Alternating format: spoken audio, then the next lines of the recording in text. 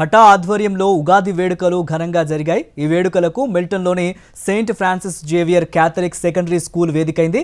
సాయంత్రం 3:30 గంటల నుంచి రాత్రి వరకు వివిధ విభాగాల కార్యక్రమాలతో వేడుకలు ఉత్సాహంగా కొనసాగాయి. ఈ సందర్భంగా ముందుగా హఠా 2026-28 కాలపు నూతన కార్యవర్గ ప్రమాణ స్వీకార కార్యక్రమం ఘనంగా జరిగింది. ఇందులో ముఖ్య అతిథిగా నగర మేయర్ మిల్టన్ హాజరయ్యారు.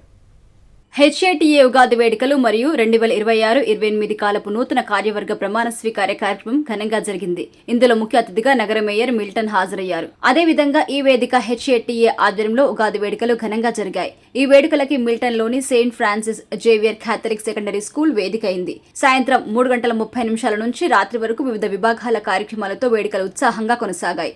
పలు సాంస్కృతిక కార్యక్రమాలు ఆహుతుల్ని అలరించాయి.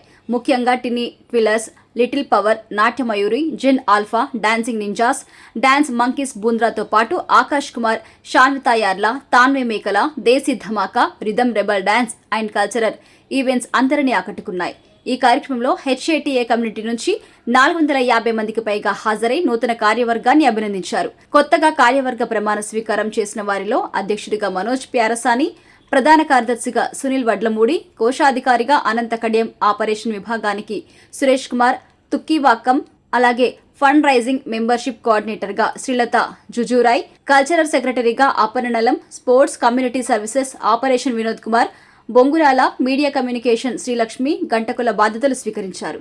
ఈ సందర్భంగా కార్యక్రమానికి హాజరైన వారికి హెచ్ఏటీఏ అధ్యక్షుడు మనోజ్ ప్యారసాని ధన్యవాదాలు తెలిపారు.